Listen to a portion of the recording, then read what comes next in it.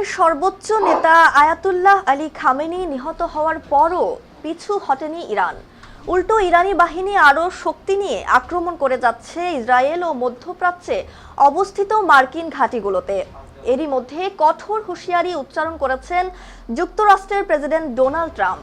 যুক্তরাষ্ট্র বা ইসরায়েলকে লক্ষ্য করে হামলা চালিয়ে গেলে ইরানকে আগে কখনো দেখা যায়নি এমন শক্তি দিয়ে জবাব দেওয়া হবে বলে সতর্ক করেছেন তিনি।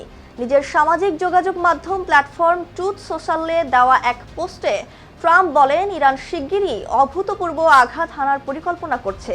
তিনি বলেন, ইরান মাত্রই জানিয়েছে যে তারা আজ প্রচণ্ড আঘাত হানবে, যা তারা আগে কখনো করেনি।